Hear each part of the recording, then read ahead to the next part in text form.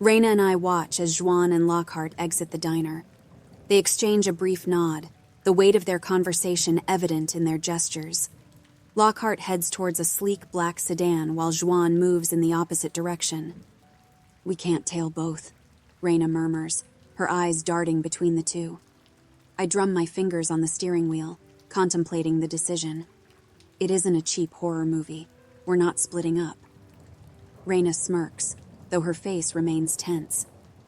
Who do we follow? I take a moment to consider our options.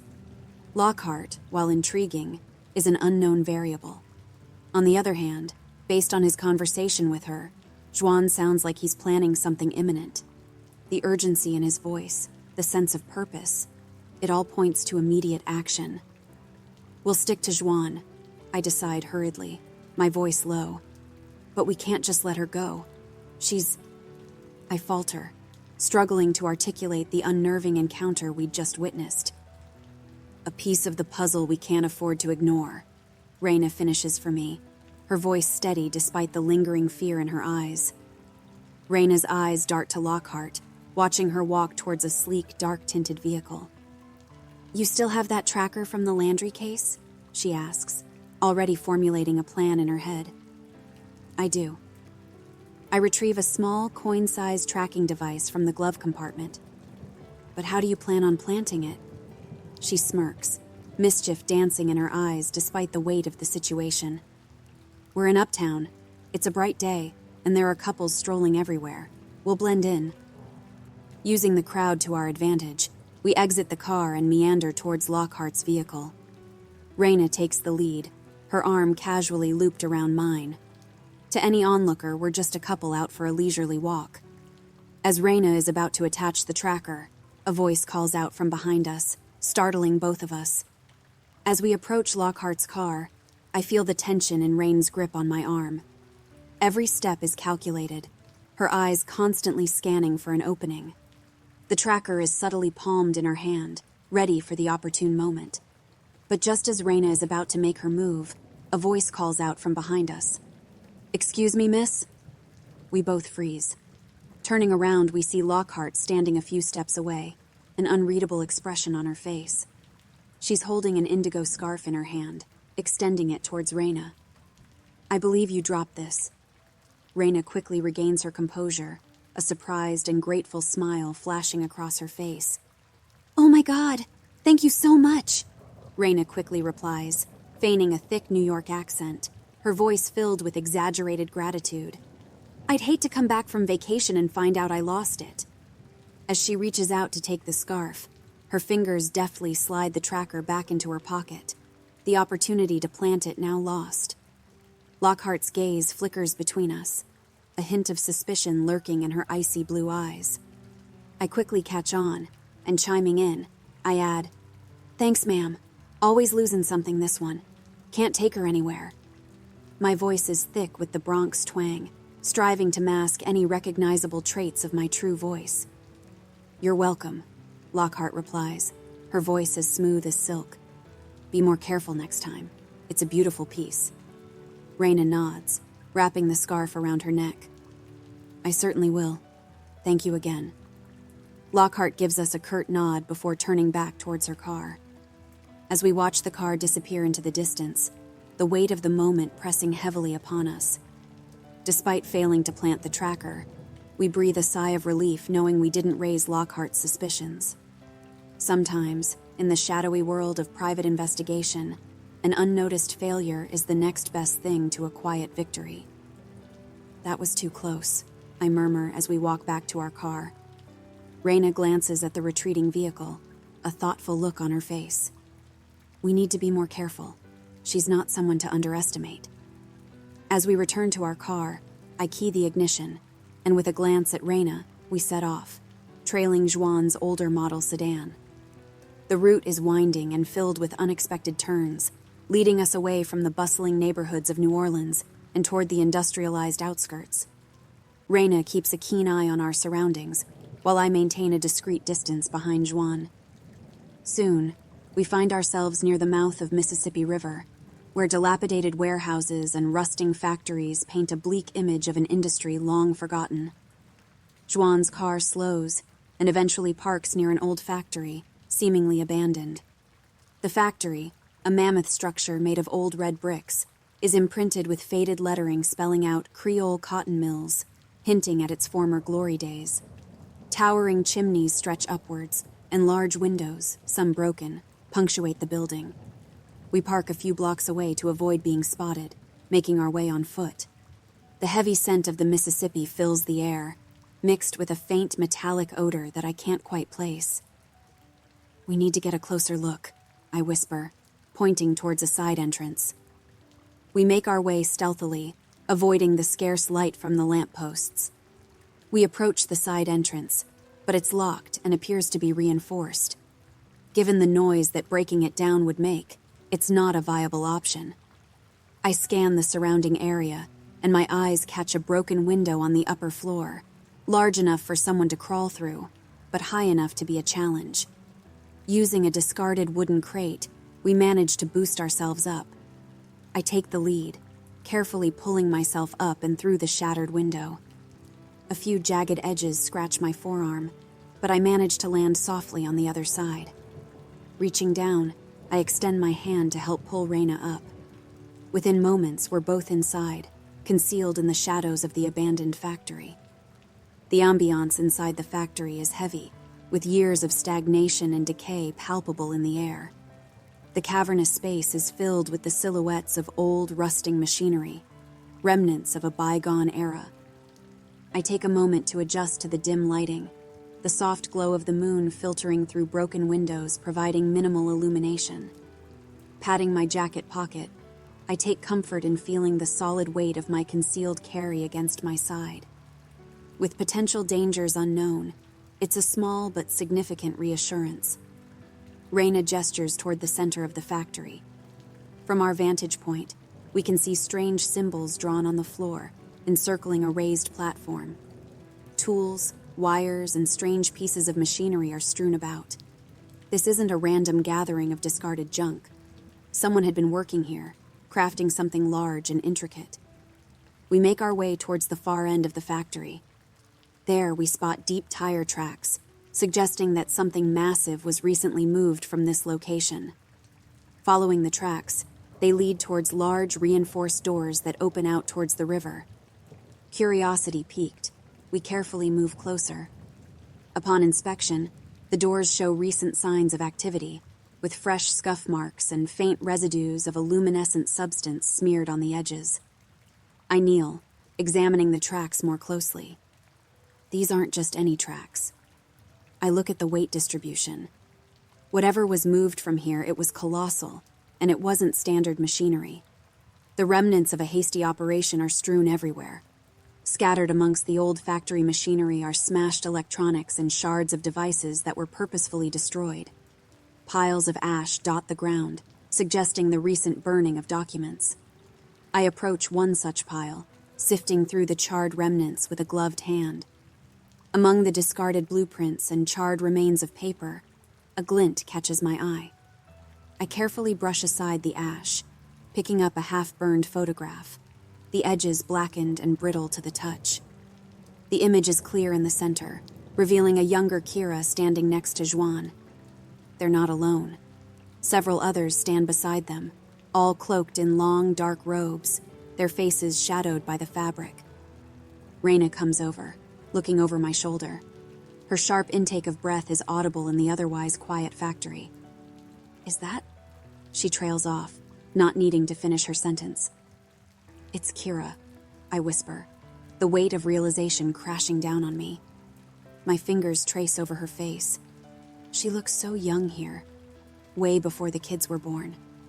I think to myself, comparing the youthful face in the photograph with the Kira I know now. Raina gently takes the photograph from me, flipping it over. The handwriting so familiar reads, "To new beginnings, KT." My mind races. KT? Kira Tran? What has she gotten herself involved in? The dots start connecting, painting a picture I'm not sure I'm ready to comprehend. The muffled hum of conversation reaches our ears, forcing Raina and I to look up from the photograph. The rustling sound grows steadily louder, and instinctively, we move further into the shadows. We carefully inch our way towards the source of the disturbance, keeping an eye out for any movement.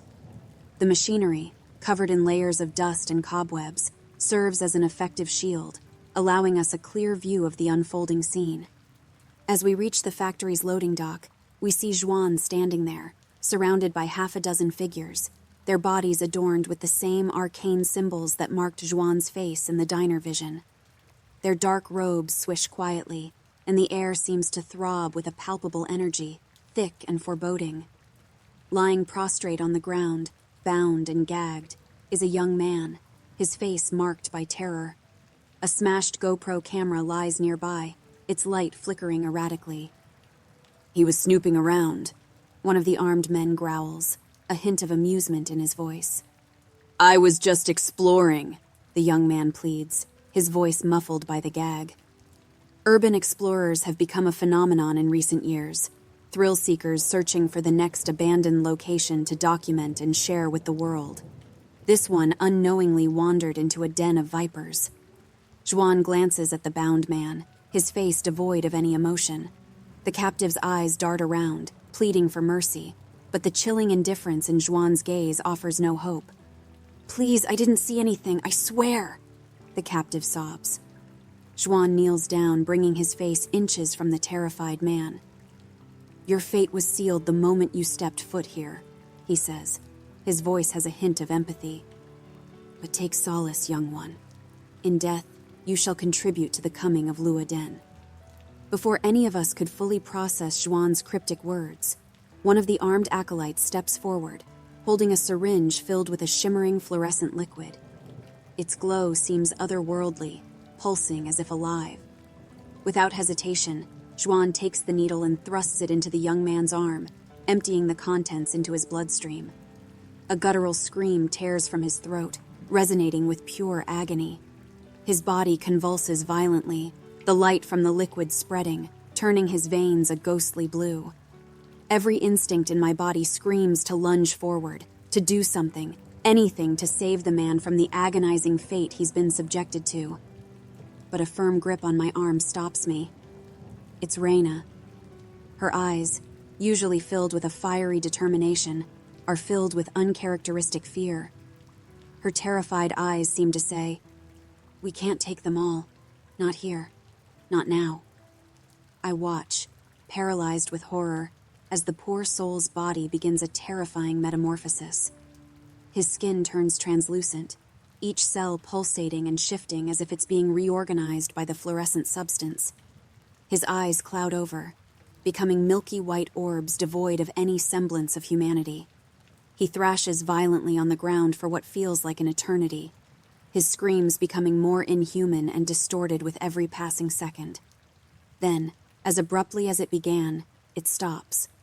The man's writhing body goes limp, his once human form now a rapidly disintegrating mass of shifting, undulating cosmic energy. It's as if the very fabric of his being is torn apart and reassembled into something beyond our comprehension. The sight is both captivating and horrifying. A swirling vortex of stars, galaxies, and nebulae takes shape where the man once lay. A gateway to the unknown, a window to the very depths of the universe. And then, as if sucked into a black hole, the shimmering portal collapses onto itself, leaving behind nothing but a few shimmering particles, like stardust. As the mist dissipates, Juan calmly steps forward, holding a small vial. With a swift motion, he captures a portion of the lingering mist, sealing it away. The contained essence swirls and pulsates with the same haunting luminescence.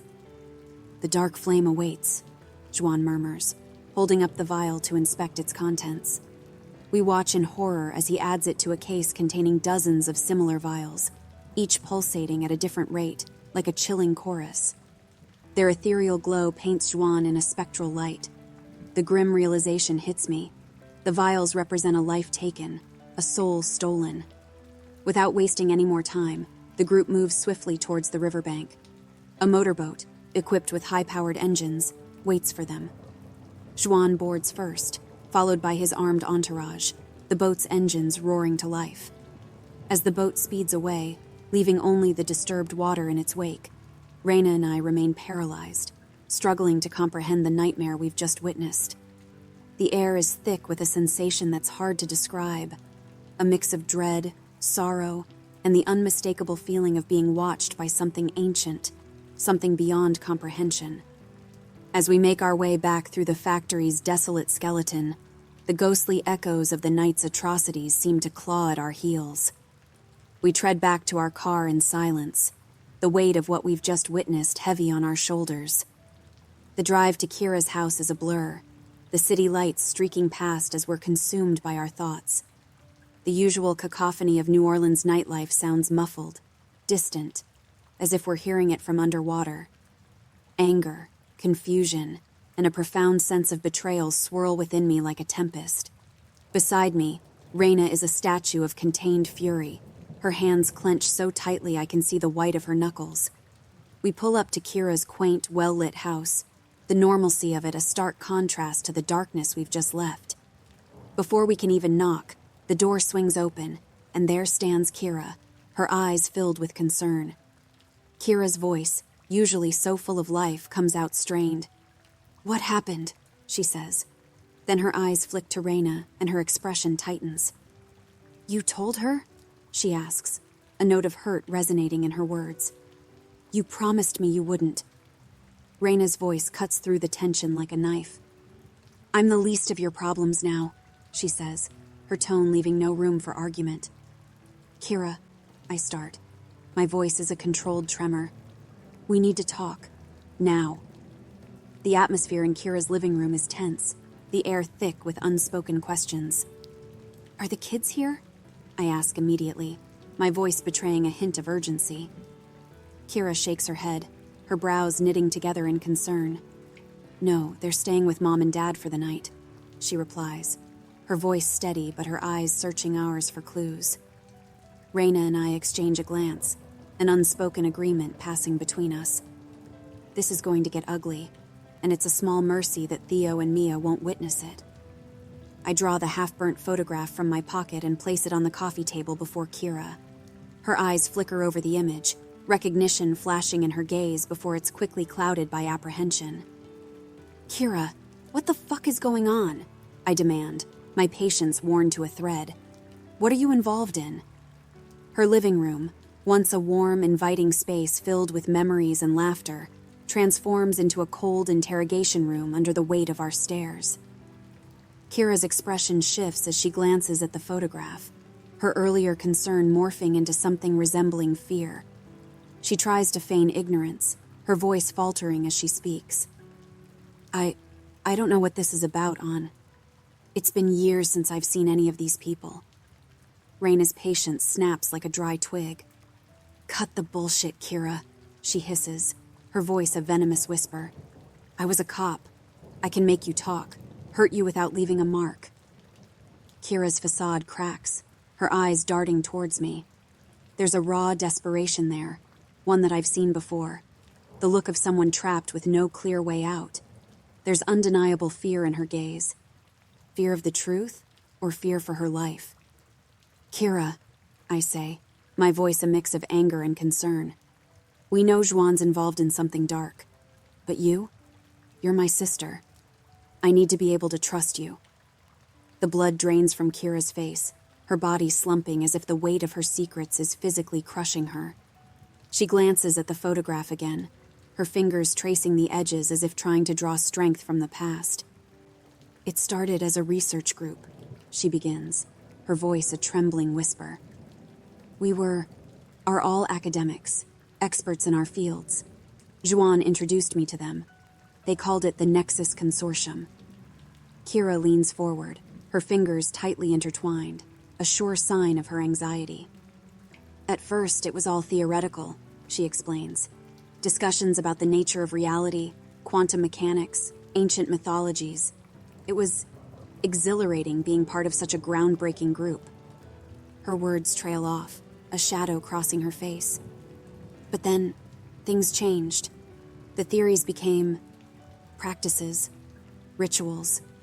I thought it was just Juan being eccentric, his way of making sense of the universe." The air feels stagnant, heavy with her admission. Raina's voice slices through the tension. Rituals? What kind of rituals, Kira? Kira looks down, her hands clasped so tightly her knuckles turn white.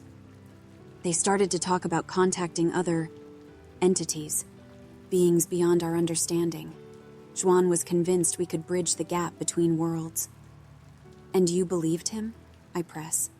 She shakes her head, a tear trailing down her cheek. No, not at first. But then I saw things, Ash. Things I can't explain. Lights in the sky, shadows that moved on their own, voices from nowhere. They showed me proof, or what they claimed was proof. Raina's voice is softer now, but the undercurrent of urgency remains. Kira, what kind of proof? It's better if you see it, Kira whispers, standing up abruptly. Come with me. We follow Kira down a narrow hallway lined with family photos, the progression of years captured in frames. Her strides are purposeful, a contrast to the uncertain tremor in her voice. We reach the end of the corridor, and she opens the door to her office. The office is a reflection of Kira's world, a realm of ancient languages and histories long past. Bookshelves line the walls, crammed with tomes and papers, the musty scent of old books a familiar comfort. Her desk is cluttered with notes and texts, among which sits a state-of-the-art computer, a juxtaposition of the old and the new. Everywhere there are hints of her profession as a historical linguist-framed diplomas, a collection of rare dictionaries, and scattered artifacts that speak of a life dedicated to deciphering the secrets of bygone eras.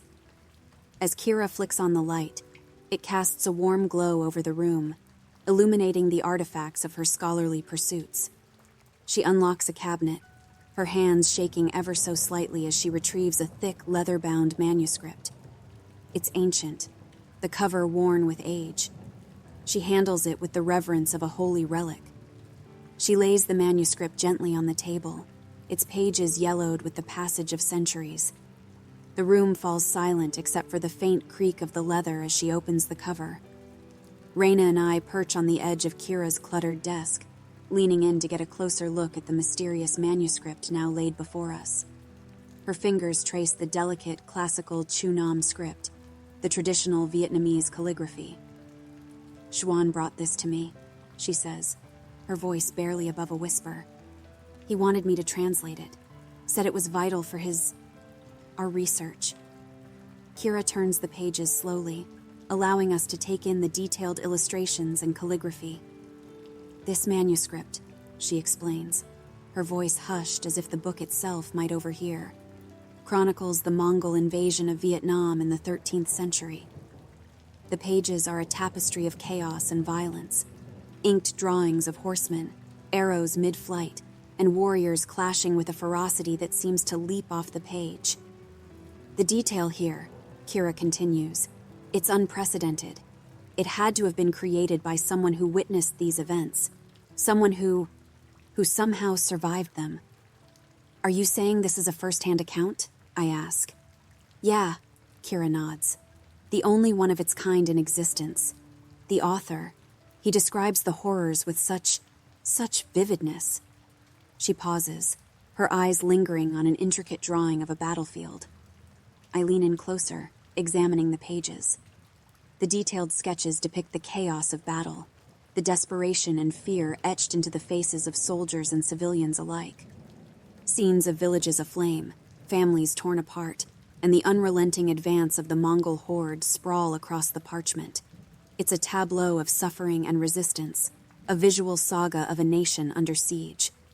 I can't help but feel a stirring of something deep within me, a resonance with the nameless author. As a combat veteran myself, I've seen my own share of conflict, the kind that leaves a mark on your soul. I understand the need to record the tumult, to ensure that the sacrifices and horrors aren't swept away by the tides of time. In these ancient lines, I see the faces of my ancestors. I know their fear, their courage. It's imprinted in my very DNA. It's a haunting recognition, a connection across centuries that I feel in my bones. Her voice cracks with emotion. Xuan, he became obsessed with this past, with something he believed it could unlock. Kira's hands tremble as she carefully flips through the manuscript, stopping at a series of illustrations that command our immediate attention. The page depicts a naval battle, chaotic and vivid, with Vietnamese war junks engaged in fierce combat against the formidable Mongol fleet. But amid the artistry of war, a singular element casts a shadow of dread across the scene. A black flame, rising from the depths of the water, engulfing the Mongol ships. The flames are not just dark, they are void of light, a blackness so profound that it seems to leach the very essence of life from the page. The drawing is exquisite in its detail, capturing the horror of the moment. The water around the ships boils with the intensity of the unnatural inferno, while above, the sky appears to recoil in fear, storm clouds retreating from the eldritch blaze. The Mongol warriors, once fierce and indomitable, now claw at their faces and bodies, desperate to escape an enemy that is relentless, inescapable. The black flame engulfs everything, sparing nothing and no one in its path. They're not merely consumed by fire, they're erased, their forms distorted and twisted into expressions of abject terror. It's as if the flame is alive, sentient and reveling in the destruction it sows. "This is Luoden," Kira whispers, her voice a strained thread of sound. The black flame. The mention of Luoden sends a shiver down my spine. Reyna and I exchange a horrified look, the reality of the day's events crashing down upon us with renewed force. My hand recoils from the page as if the black flame itself were leaping from the manuscript, the name Luoden echoing in my ears, a sinister whisper from the past that has infiltrated the present. Reyna leans forward, her detective's eye pinpointing the most haunting aspect of the illustration. She points to the corner of the scene where a group of robed figures stand in a circle, their hands raised as if conducting the chaos unfolding before them. At their feet, the bodies of fallen warriors dissolve, their essence rising to be captured by the outstretched hands of the figures. "This..." Reyna's voice shakes as she speaks. "We've just seen this." Kira's eyes widen at Reyna's statement, a mixture of shock and disbelief etching her face. "You've seen it?" "Yeah," I say, my voice firm. The same ritual, the same black flame, the same dissolution of human flesh. The words taste bitter. Recounting the horror feels like reliving it. Kira's her face ashen, eyes lost to a memory that haunts her. "Juan was convinced the depiction was literal," she begins, her voice quivering. "Not just him, the entire consortium. They believed this manuscript wasn't just recording history, it was a guide, a set of instructions." Reyna's face hardens with resolve, but there's a tremor in her voice when she asks, "Were they planning to recreate the ritual, Kira?" "They weren't satisfied with a recreation," Kira confesses, her voice barely more than a whisper. "They believed the being depicted in the manuscript was only a fragment of Luoden's true power. They wanted to bring the black flame into this world, in his full, terrifying form." Kira's admission casts a shadow across the room, the very air seeming to grow colder with her words. "They talked about Luoden as if he were salvation," she continues, her gaze distant. "A cleansing fire to burn away the corruption of this universe and give rise to a new order." Kira's eyes lock onto the manuscript, her fingers hovering over the ancient text as if she could still feel the heat of the black flame on the pages. "They were building a device," she murmurs, her voice breaking with the weight of her confession. "Juan and the consortium, they pooled their knowledge, their resources. They wanted to create a bridge, portal to bring Luoden into our world." "A portal?" Reyna asks, her eyes narrowing. "You mean the Void Whisperer?" Kira's expression is one of disbelief as she realizes how much we already know. "The Void Whisperer," she echoes, her surprise evident. "Yeah, that's what they called it. They believed they could power the device with the dissolved essence of human bodies," Kira adds, her voice a mere breath. I never really believed they could do it. I thought it was all theoretical, a madman's dream," Kira adds, her voice a mere breath. She stands up, pacing the room, a caged animal finally revealing the depths of its despair.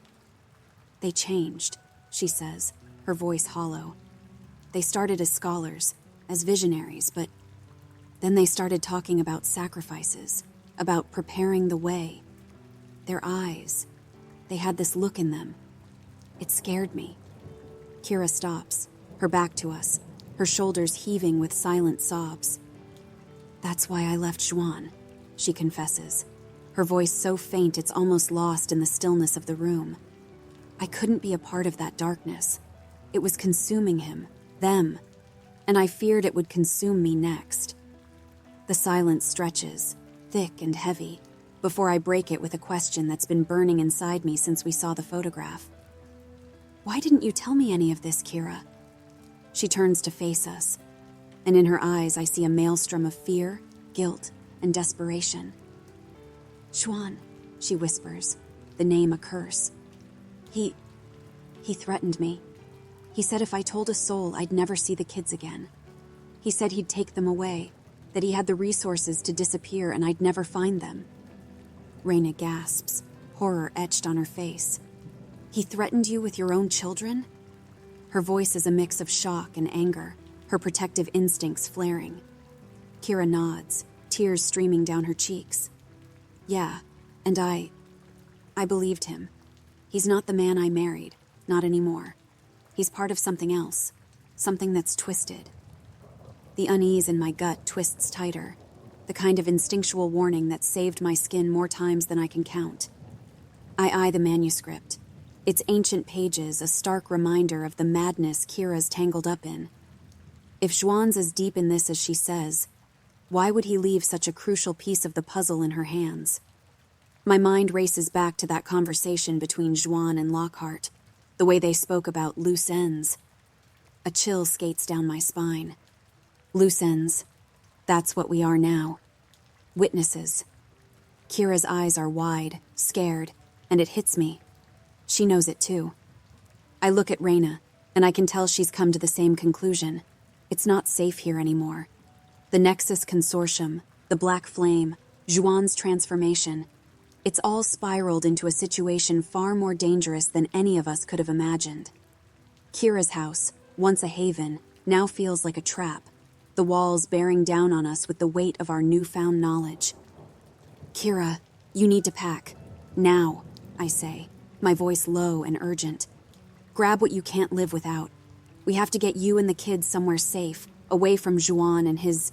whatever the hell this is. Kira's eyes are wide, her fear palpable. But where? He'll find us. I reach for her hand, gripping it firmly. We'll take care of it. We have contacts, places he won't find, but we need to move fast. Raina is already on her feet, scanning the room. I'll help her pack. You make the call to your parents. Make sure they're ready when we swing by, she says, already directing Kira towards the bedrooms. I pull out my phone, turning off airplane mode for the first time since this morning. I quickly dial my parents, the phone ringing twice before my father's voice comes through, gruff and worried. Ash, what's wrong? He asks immediately. He always had a sixth sense for trouble. Ba, listen to me, I start, trying to keep my voice steady. I need you to gather the kids, pack essentials, and wait for my signal. We need to get you all to a safe location as soon as possible. There's a pause, and then the sound of my mother's voice in the background, her tone anxious. What's happening, Khan? My mom asks, concern in her voice. I can't explain right now, but trust me, you're not safe, I say. I'll be there soon. My father's voice is back, solid as a rock in the churning sea. We'll be ready. The air is heavy with the unspoken fear of our predicament as I make my way to Theo's room to pack his belongings. The brightly colored room, usually filled with the sounds of childish laughter and play, now stands ominously quiet, the toys and books casting long, eerie shadows in the dim light. I open my nephew's small closet, gathering clothes, a few favorite toys he wouldn't want to sleep without, and the well-worn teddy bear that's accompanied him since he was a baby. The normalcy of these items, the contrast to the chaos unfurling outside these walls, tightens the knot in my gut. Just then, I sense the presence before I see it, a slight disturbance in the still air of Theo's room. A creak of the wooden floorboards, a whisper of movement. Instinctively, my hand moves to the concealed gun at my side, but I freeze as a cold voice slices through the silence. Don't even think about it. The voice is barely above a whisper, but its icy command sends a jolt of adrenaline through me. As the cold metal of a suppressor presses firmly against my back, a shiver of cold dread runs down my spine. I can hear the stranger's steady breathing just inches from my ear, controlled and measured. Slowly, I raise my hands, showing them empty and palms out. The stranger expertly disarms me, the weight of my gun leaving my side with a swift, practiced motion. It's a familiar routine, one that leaves me feeling vulnerable, the absence of the firearm like a missing limb. Turn around. Slowly, the voice demands, a gravelly whisper that speaks of a deadly calm. I comply, my movements deliberate and cautious. The intruder is clad in all black, a ski mask obscuring his features. It's evident he came for Kira, to silence her before she could spill more secrets. His plan is apparent. Stage a botched burglary where Kira would be the tragic casualty, an accidental victim in a city where violence is all too common. In his eyes, though, I see a glint of surprise. He hadn't planned on me, an unforeseen obstacle in his grim agenda. Who are you? He questions sharply, his gun never wavering from its target. I weigh my response carefully. I give him a half-truth. I'm just a visitor. Wrong place, wrong time, I say, my voice steady despite the ice coursing through my veins. His eyes narrow, searching for the lie, probing for a crack in my facade. You're lying. What did you see? Nothing worth dying over, I respond, trying to keep the tension from my voice. Where is she? Where is the apostate Kira? He asks. I don't know who you're talking about. You've got the wrong place, buddy, I reply. The intruder's finger tightens on the trigger, a hair's breadth from a decision. I can almost hear his thoughts, the weighing of options. I stand still, my mind racing for any edge, any distraction that could tilt the scales in our favor. Suddenly, the door creaks open, and Raina steps into the room, her arms full of Mia's clothes. Her eyes are on the pile in her arms as she speaks. Ash, you ready to... Time seems to slow down as the intruder swings his weapon toward Raina, his finger tensing on the trigger. She looks up, her eyes widening in shock as she sees the gun pointed at her. Acting on pure instinct, I lunge at the stranger, my movement throwing off his aim. The bullet whizzes past Raina's head, embedding itself into the wall with a thud that echoes in the sudden silence. All hell breaks loose. The room is a whirlwind of violence and desperation. I tackle him to the ground, his body surprisingly heavy, betraying a professional's build and strength. We roll across the hardwood floor, each strike from his trained fists and elbows sharp and accurate, each block and counter from me born of desperation and raw survival instinct. In the melee, my hand finds the edge of his mask, and with a forceful yank, it peels away, revealing a man whose face is a canvas of dark tattoos, swirling patterns that match the markings I've seen on the other cultists. Raina drops the clothes and draws her sidearm, her eyes darting for a split second to find a clear shot, but our tangled bodies offer her no opportunity. The assassin is quick, resourceful, and vicious. His movements are methodical, clinical, the movements of a man who's made a living dealing death. A well-placed kick from the assailant sends me reeling, my back slamming against the wall with a force that knocks the air from my lungs. He's on his feet in an instant, bearing down on me with the cold precision of a man who's done this too many times before. He throws me into Raina with all his might. We crash to the ground in a heap, her pistol skittering out of reach across the smooth wooden floor. Pain lances through my side, sharp and unyielding. Raina's breath is ragged against my cheek, her own pain a silent scream in the close air of the room.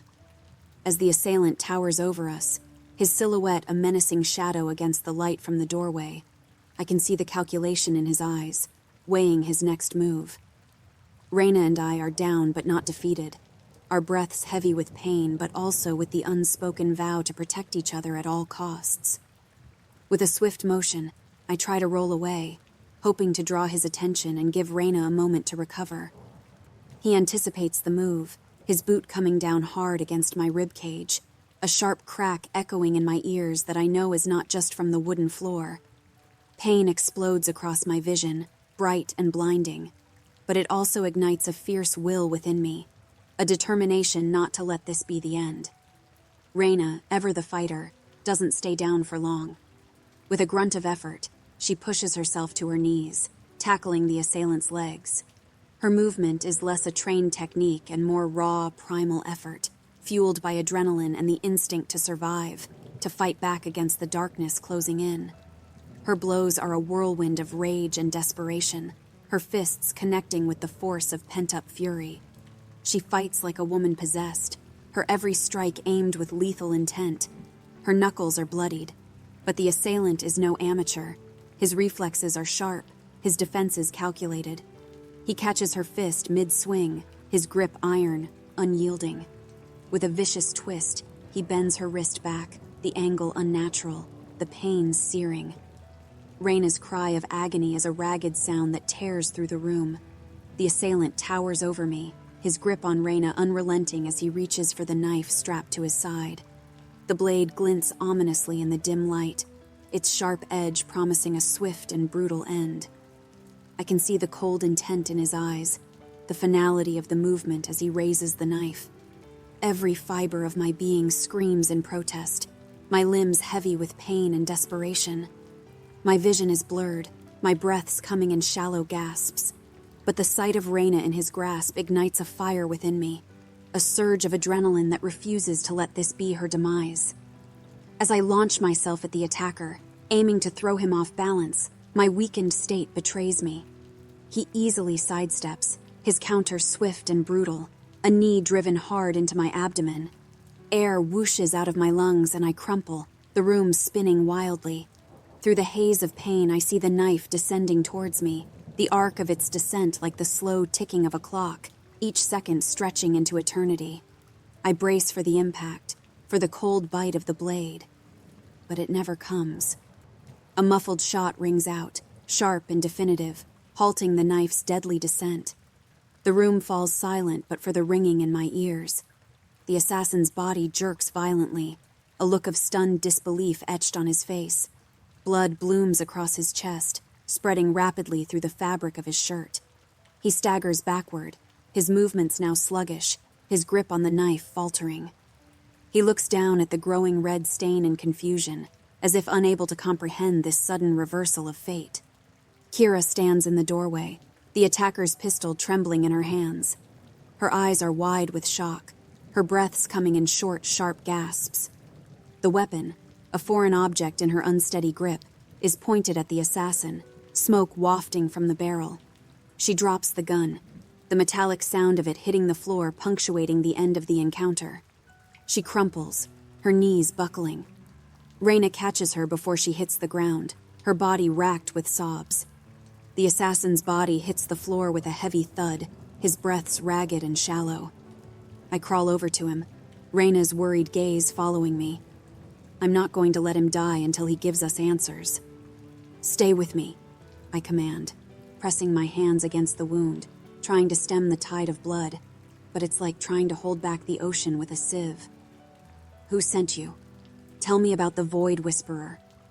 His eyes, a pale green that seems to mock the life slipping away, fix on me.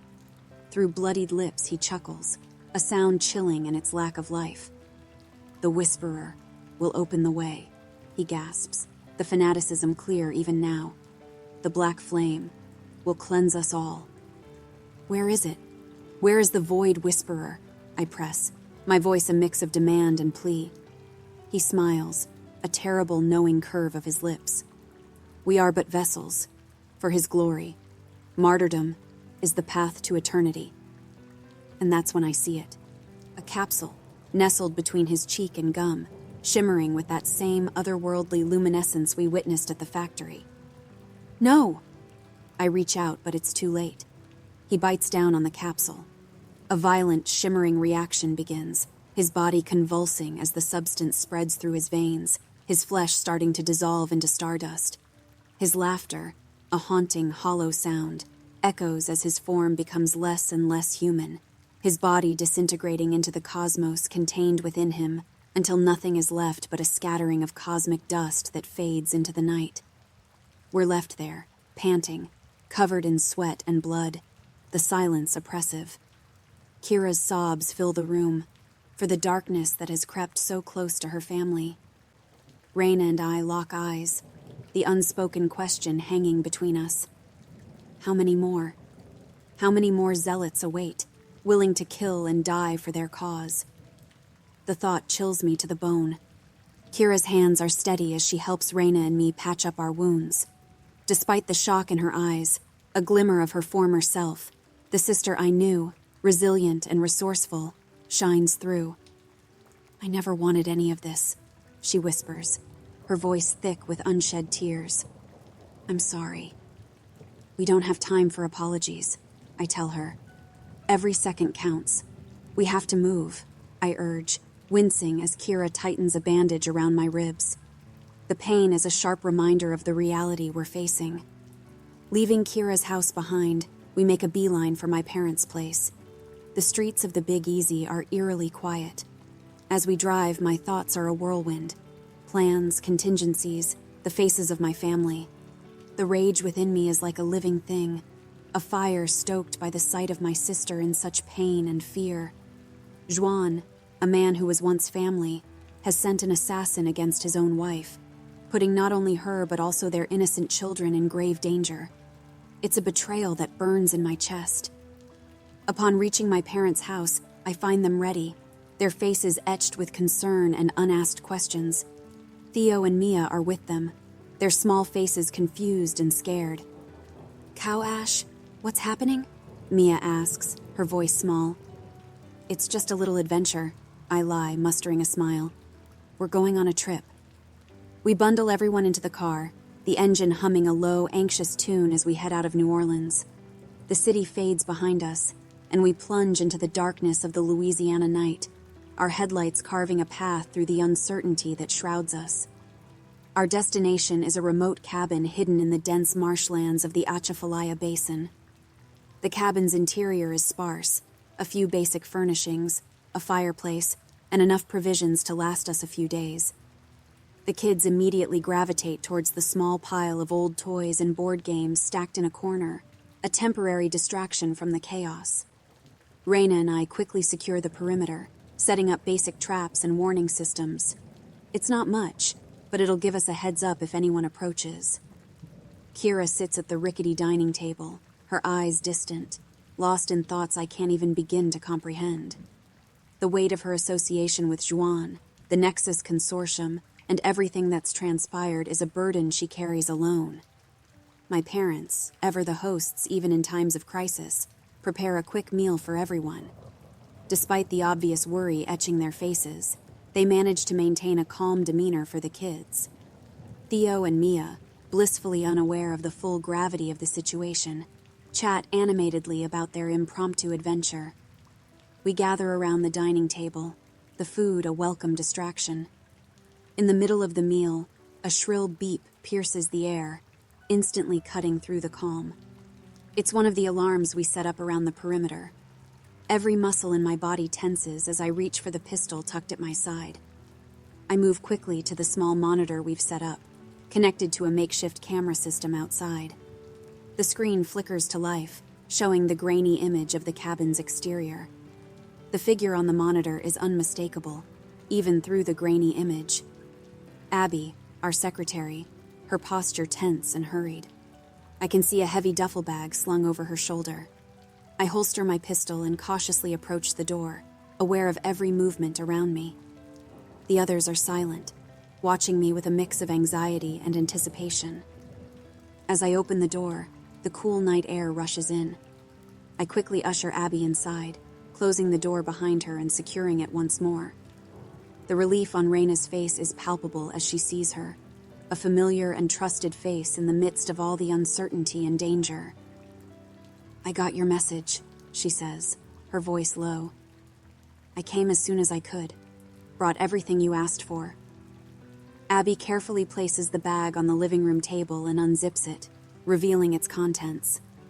Inside, neatly arranged, is an array of equipment from our office: infiltration gear, a variety of weapons, and carefully packed explosives. "Thank you for coming, Abby," Raina says, her voice filled with sincere gratitude. "I can't tell you how much it means to us that you showed up like this." "Of course," Abby replies, a determined look in her eyes.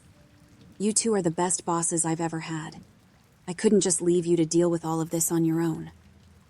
The cabin, once a quaint retreat, transforms into a makeshift war room under our careful orchestration. We clear the dining table, spreading out maps of the city and its surrounding areas, along with photographs and documents that Abby brought from the office. The soft glow of the laptop screen illuminates our faces, casting long shadows across the wooden walls.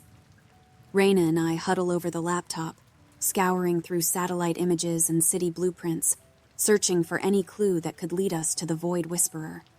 My parents and the kids are asleep in the adjacent room, their gentle breathing a reminder of the innocence we're fighting to protect. Kira seems to shrink under the weight of our scrutiny. Her knowledge of the cultists is our best lead, and her cooperation is crucial. I gently coax her to recount everything she remembers about the group's discussions, their plans, and any details that might have seemed insignificant at the time. "Kira," I begin, my voice steady despite the storm of emotions inside me. "Think back to the consortium meetings. Was there ever any mention of a location, a specific place where they might be planning to use the Void Whisperer?" Kira's eyes are distant, her mind sifting through memories she'd rather forget. I don't know," she stammers. "It was always vague, just talk about preparing the way or opening the gate. They never said where."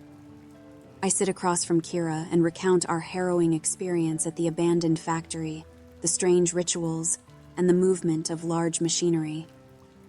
We saw evidence that they were building something massive, possibly the Void Whisperer, and it was transported on the Mississippi River.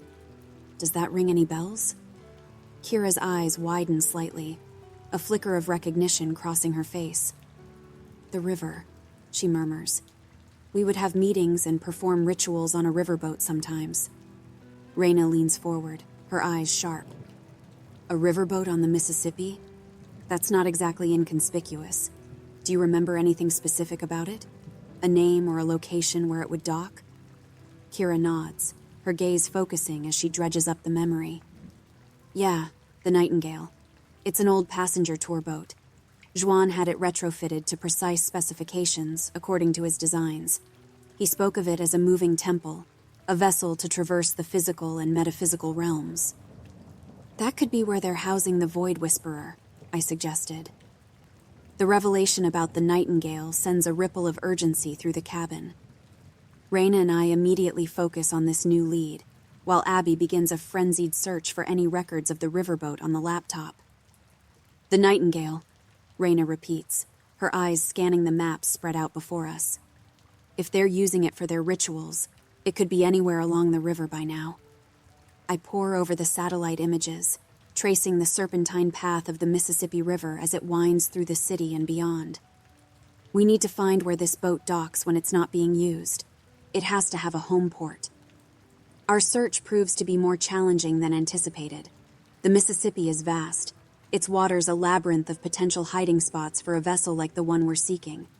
The complexity of the river's network, with its numerous docks, marinas, and secluded moorings, turns our search into a proverbial needle-in-a-haystack scenario.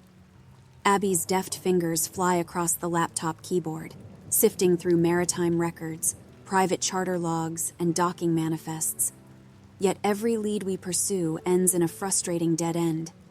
It seems as though the Nightingale has been meticulously scrubbed from all official records, a ghost ship sailing the Old Blue unseen. Raina's frustration is palpable as she examines the maps. "They've covered their tracks well," she mutters, her eyes scanning the river's winding course. "It's like they knew we'd come looking." As the hours wear on, the cabin feels increasingly claustrophobic, the walls closing in with the growing pressure of our search. The breakthrough comes unexpectedly. Abby, who's been cross-referencing satellite imagery with shipping traffic patterns, lets out a small gasp. "I think I've got something," she announces, her tone a mix of surprise and caution.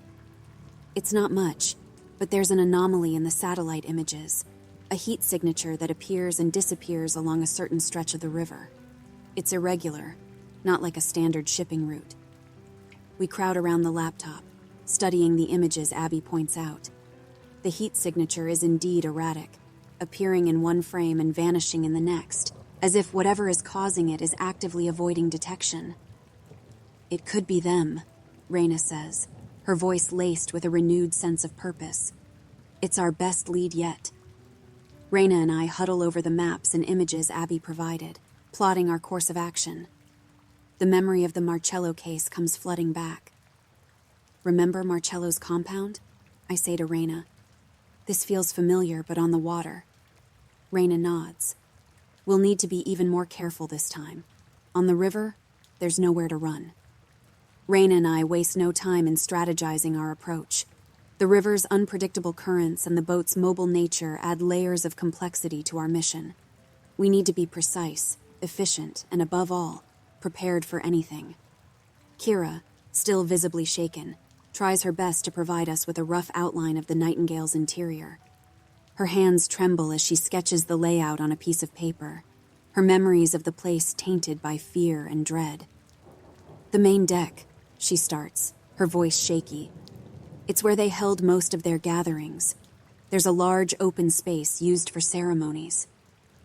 Raina studies the sketch closely. "Any hidden rooms or compartments we should know about?" Her question is pointed, the need for thoroughness clear in her tone. "There's a lower deck," Kira adds, her finger tracing the lines she's drawn. "It's more private, less frequented. I wasn't allowed down there. But I know there are rooms, storage areas. It's where they might keep whatever it is they're planning." With Kira's information, we start piecing together a plan. Raina and I discuss every angle, considering the risks and contingencies. We agree that stealth is our best approach, avoiding direct confrontation unless absolutely necessary. "We'll need to be like ghosts," Raina says, her eyes scanning Kira's sketches. "In and out without them even realizing we were there." The satellite data suggests a pattern in the Nightingale's movements. It docks at a secluded spot on the riverbank late at night, presumably to avoid prying eyes. That's our window of opportunity.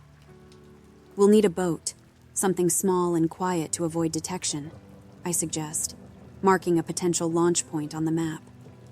"Agreed," Raina nods. "We'll approach from downstream, use the river's current to our advantage." Her finger traces a route on the map, a silent path through the dark waters. We decide to go in as a two-person team. It's risky, but fewer people means less chance of being spotted. That night, the cabin is shrouded in a tense, anticipatory silence. Raina and I gear up, checking and rechecking our equipment, our minds focused on the task ahead. The weight of our firearms and equipment is a familiar, albeit heavy, comfort. Kira approaches us, a determined look on her face. "I should come with you," she says, her voice firm. "I know the Nightingale. I can help." I place a hand on her shoulder, feeling the tension in her muscles. "Kira, you've already done so much. We need you here with the kids and Mom and Dad. They'll be safer with you around." I see the conflict in her eyes, the urge to be part of the action, but she nods, understanding the gravity of her role here. Raina and I take a moment to speak with my parents and the kids. "Ba Ma," I begin, addressing my parents in Vietnamese. "We're going to take care of this, but we need you to stay safe with the kids." My father, a man of few words, nods solemnly, his eyes reflecting years of wisdom and understanding. "We'll keep everything secure here," he says, his voice firm yet filled with concern. My mother, ever the caretaker, reaches out to touch my cheek, her expression a mixture of worry and pride. "Be careful, Khan," she says, her voice a soft whisper. "I will," I promise her. Turning to Theo and Mia, I kneel down to be at eye level with them. "Hey guys, we're going to step out for a bit. You listen to Grandma and Grandpa, okay? Mia, her eyes wide and curious, nods. Will you be back soon, Cow Ash? I muster a reassuring smile. We'll be back before you know it. Be good for me, okay? Theo says with a confident tone. We'll protect Grandma and Grandpa. Raina ruffles his hair affectionately. That's my brave little man. Before stepping out into the night, I turn to Abby. I hand her a handgun, its weight substantial in her grasp. Remember the lessons we gave you at the shooting range?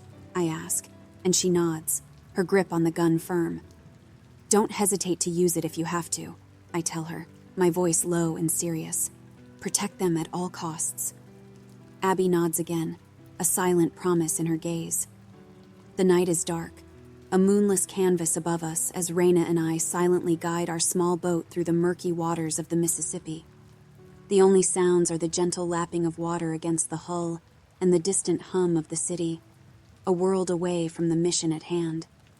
The air is thick with tension, our senses on high alert as we near the coordinates where the Nightingale is supposed to dock. The plan is simple, yet fraught with unknowns. Board the ship, locate the Void Whisperer, and neutralize it. As we approach, the outline of the Nightingale emerges from the darkness, an ominous silhouette against the faint city lights. It's larger than we anticipated, its presence on the water imposing and foreboding. The ship is eerily silent, like a predator lying in wait. We cut the motor a safe distance away, paddling the rest of the way to avoid detection. The river's current aids our approach, carrying us stealthily towards the ship. Every stroke of the paddle is measured, deliberate, ensuring no sound betrays our presence. Reaching the Nightingale, we find a low-hanging anchor chain at the stern, our gateway onto the ship.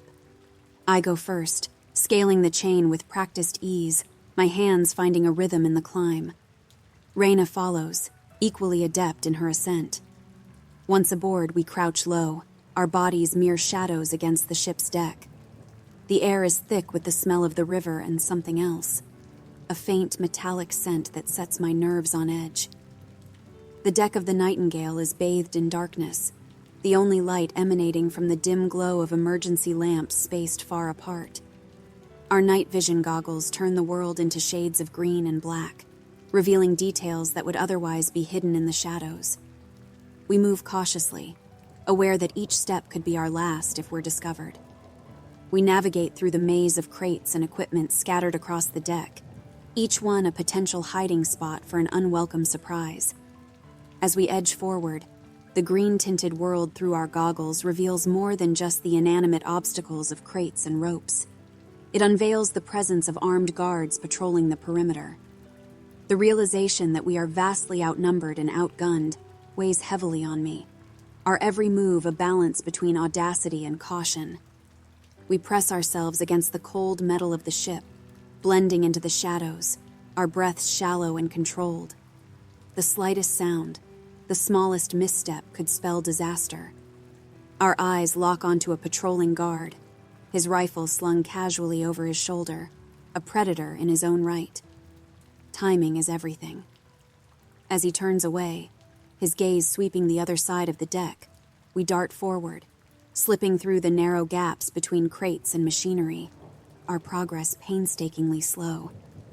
Each time a guard comes within a hair's breadth of discovering us, my heart pounds against my cracked ribcage, the adrenaline coursing through my veins like fire. In one heart-stopping moment, a guard pauses mere feet from our hiding spot, his silhouette a dark statue against the night. Raina's hand finds mine in the darkness. I can feel the tension in her grip, a mirror of my own. The guard lights a cigarette, the flame briefly illuminating his face, a mask of concentration and alertness.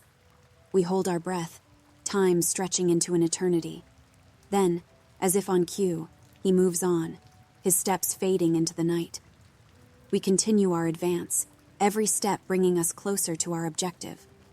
The ship seems to breathe around us, a slumbering giant unaware of the intruders in its midst. As we approach the main deck, the heart of the Nightingale, the sense of foreboding grows. The deck is larger, more open, and traversing it without being seen is a risk that sets every nerve on edge. We pause at the edge of the deck, surveying our surrounding. The deck stretches before us, an open expanse under the starless sky. The guards patrol in a predictable rhythm, a pattern we've come to recognize in our brief observation. We need a diversion, something subtle yet effective enough to draw their eyes away without raising an alarm of intrusion. Peering across the deck, I notice a stack of crates secured with rope. We approach the stack of crates with the silence of shadows. The rope, thick and frayed in places, is the only thing holding the precarious stack together.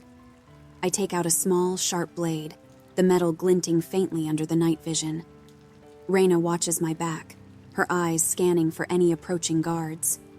My hands work quickly, slicing through the rope's fibers, leaving it hanging by the barest of threads. The tension in the rope is palpable, like a coiled spring waiting to unleash its chaos. We retreat, moving back into the darkness, our eyes fixed on the crates. Time seems to slow down, the anticipation a heavy weight in the air. And then, with the inevitability of fate, the rope snaps. The sound of the crates toppling is like thunder in the silent night, a cacophony that sends the guards into a frenzy. They rush towards the noise, their disciplined formation breaking as they scramble to investigate. Seizing the moment, Raina and I dart from our hiding spot, moving with a swiftness born of desperation. We slip through the door leading to the lower decks, just as the first of the guards reaches the scene of the accident. The door closes with a soft click, a whisper in the night that seals us inside the labyrinthine corridors of the ship. The narrow hallways of the Nightingale's interior twist and turn like the innards of a great leviathan. The air is cooler here, the walls lined with pipes and cables that hiss and hum with the lifeblood of the ship. Raina and I move in tandem, our steps silent, our senses heightened to the brink of paranoia. Every creak of the ship, every distant murmur of conversation, sends a surge of adrenaline through our veins. We are intruders in a world where discovery means certain death. As we round a particularly narrow bend, the hair on the back of my neck stands up. An instinct, honed from years on the job, screams a warning. I signal to Raina to stop, my hand raised in a silent command. In the dimly lit corridor, the shadow of a guard emerges, his footsteps echoing in the cramped space. As he rounds the corner, his rifle at the ready, our eyes meet in a split second of mutual surprise and realization. Without hesitation, my survival instincts kick in. In one fluid motion, I step forward, my left hand shooting out to cover his mouth, muffling any potential cries for help. My right hand, gripping my MP5, rises swiftly. The submachine gun presses firmly against the guard's chest, a silent but unmistakable threat. I lean in close, my voice a harsh whisper. "Keep quiet," I order. The guard's eyes widen in fear, understanding the severity of his situation. Raina, quick and efficient, moves to disarm him, expertly removing his rifle and radio. Her movements are precise, leaving no room for him to retaliate. "Where is the Void Whisperer?" I ask, my voice low and urgent. The guard's eyes flicker with defiance, but the cold steel against his chest is a persuasive argument. "I'm going to let go of your mouth, but you better not make a sound above a whisper," I tell him. He nods slightly, indicating his intention to comply. Carefully, I remove my hand from his mouth, but the second my grip loosens, he betrays our agreement, shouting at the top of his lungs, "Intruders! Intruders on board!" Without a second thought, I pull the trigger. The suppressed gunfire is nothing more than soft puffs in the close confines, each shot precise and fatal. The guard's body shudders with the impact, his attempts at resistance fading quickly. He collapses against me, his weight threatening to drag us both to the ground. My eyes meet his as the light fades from them. "Shh, it's going to be all right," I whisper, more to myself than to him. I gently lower his lifeless body to the floor, ensuring it makes as little noise as possible. Raina watches, her expression grim but resolute. This is the nature of our work, the hard choices and actions that few will ever know, let alone understand. We quickly check the guard's body, finding a keycard that could be crucial in navigating the ship's secure areas. With practiced efficiency, We hide the body in a nearby storage closet, a temporary measure to delay discovery and the inevitable alarm it would raise. With the keycard, we are able to access the more secure areas of the ship. As we delve deeper into the bowels of the vessel, the air grows colder, the atmosphere heavier. The walls are lined with intricate carvings and symbols that speak of ancient rituals and forgotten lore. It's as if the ship itself is an extension of the cult's twisted beliefs, a floating shrine to their dark god. Reyna and I find ourselves before a massive, reinforced door, the air around it charged with an ominous energy. The heavy steel barrier stands as a sentinel guarding the heart of the Nightingale, a foreboding threshold that we must cross to find the Void Whisperer. The door is heavily guarded, half a dozen sentries standing with unwavering vigilance. Their posture, their focus, speaks of a dedication that goes beyond mere duty. These are zealots guarding their sacred relic. We can't risk a direct confrontation. Not here, not with our objectives so close. Reyna's eyes scan the surroundings, her mind working through the puzzle. Her gaze settles on the network of ventilation shafts crisscrossing the ceiling. "Up there," she whispers, pointing. "That's our way in." I nod, understanding her plan. It's a tight fit and a risky maneuver, but it's our best shot. We find a secluded spot to hoist each other up. The shaft is a suffocating tunnel of metal and darkness. Inside the ventilation shaft, the only sound is our quiet breathing and the distant hum of the ship's machinery. Reyna leads the way, her movements agile and silent despite the cramped space. We crawl inch by inch, the shaft rattling ominously under our weight. Up ahead, a faint light seeps through a grate. Reyna gestures for me to stop, her hand signaling caution. I inch closer, peering through the slits in the metal. Below us is a vast chamber that feels like a descent into another world.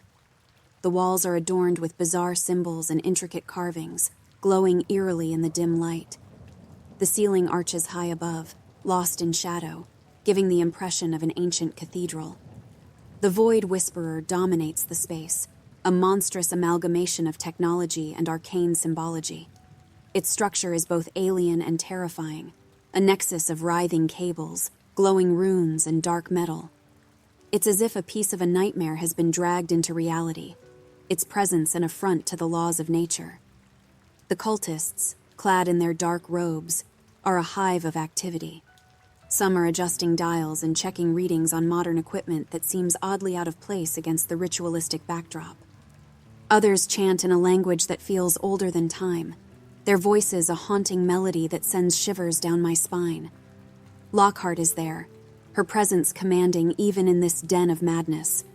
She oversees the preparations, her eyes scanning every detail with a critical eye. Yet, amidst her authoritative demeanor, there's a flicker of uncertainty, a subtle crease in her brow that suggests a hint of doubt or perhaps fear of the unknown power they're about to unleash.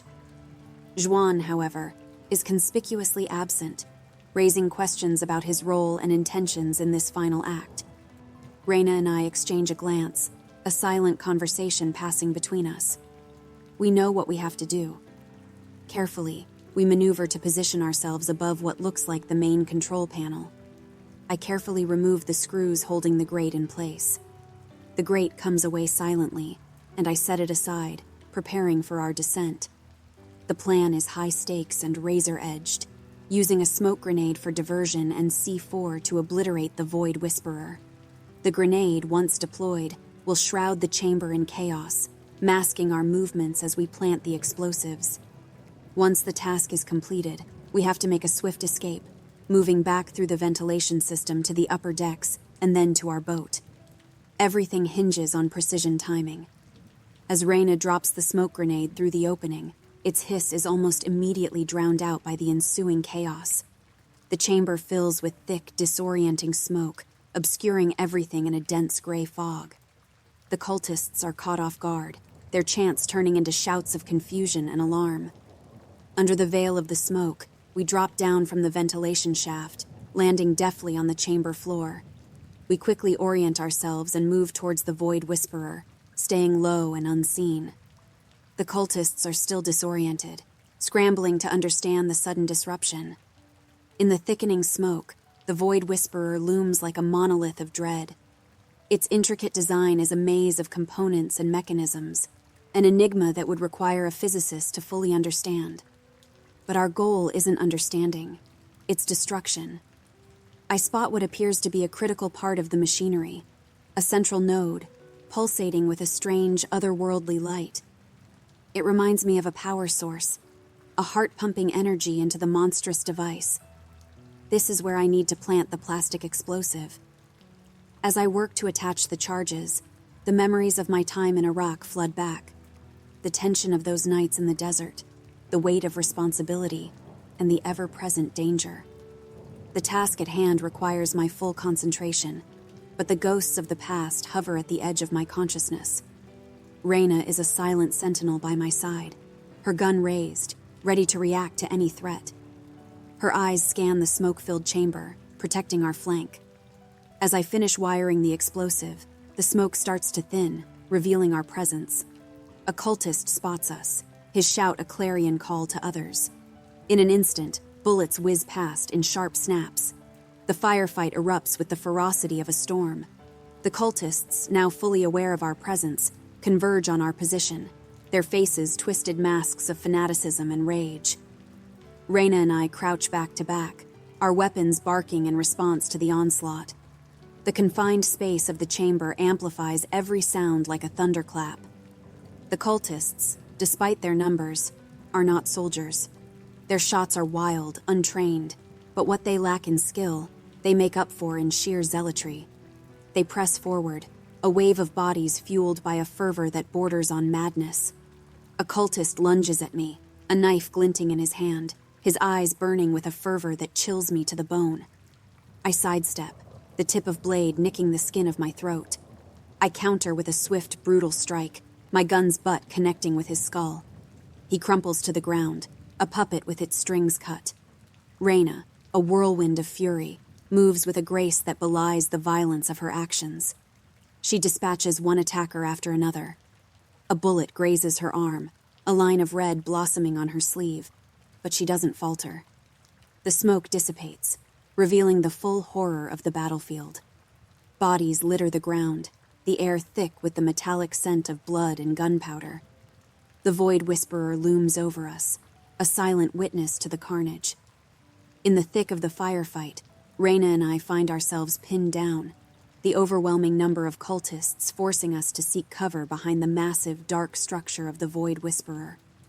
The metallic clang of bullets against its surface creates a cacophony of deadly music, a reminder of the peril we're in. Our backs against the cold, unyielding metal, we exchange a quick, grim look. Our ammunition is running low, and the cultists show no sign of relenting. The situation is dire, and we both know it. "Reyna, listen!" I shout over the din of gunfire, grasping the detonator tightly in my hand. "I'm going to lay down cover fire. You need to take this," I say, thrusting the detonator into her hand. "Run for the door. Get back to the ventilation shaft. Detonate the C4 once you're clear. It's our only chance." She shakes her head vehemently, her gray eyes fierce. "No way, Ash. We're in this together. I'm not leaving you." I grab her by the shoulders, forcing her to meet my gaze. "You have to go now. I'll be right behind you, I promise." My voice is urgent, desperate. The realization that we might not make it out of this alive is a bitter pill, but I can't let her sacrifice herself for me. Reyna's eyes soften, and for a moment the chaos around us seems to fade away. "Ash, I have to tell you something," she says, her voice breaking through the chaos. "I'm pregnant."